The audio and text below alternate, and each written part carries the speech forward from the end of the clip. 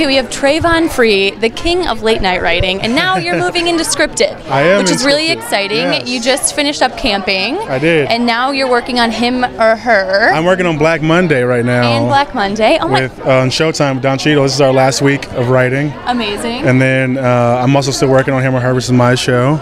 Like, that's a big deal. That story is a big deal. Keeping me busy. How much of that is inspired by your own experience? I mean, I would say it's entirely inspired, but I mean, some of it will definitely be fictionalized to make things a little more fun, a little more juicy. Yeah, okay. But it's all inspired by things that have been taken from my life. Okay, awesome. What is the kind of the biggest change for you moving from late night to now scripted? Oh, I think the biggest change is I have more free time. Really? Yeah, because How funny is that? a Daily Show, we did 162 shows a year. Every day you got to so yeah, you're like there like 5 days a week.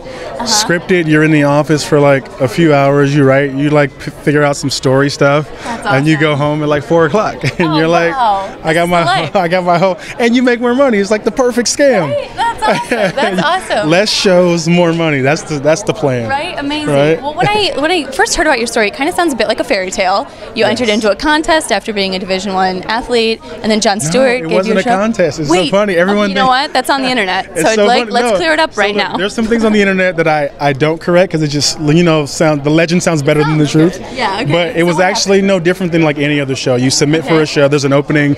Okay. Hundreds of people submit for the job, and one lucky person gets it. And still a big deal to get that. It's, I guess theoretically it's contest-like, but it's not really a contest because like it's more like submitting for a job. Like if submitting for a job's a contest, I guess you could call it a contest. Well, you won the contest. But I was lucky enough to be one of 2 winners of this particular contest and job, and it really was like a life-changing job. Right, that's amazing. Do you kind of pinch yourself because it just happened? It feels like it happened so fast, and then you're winning Emmys like 2 years after you get into it. You're kidding. If you told me 5 years ago that I'd have 2 Emmys now, I would tell you were crazy. Right.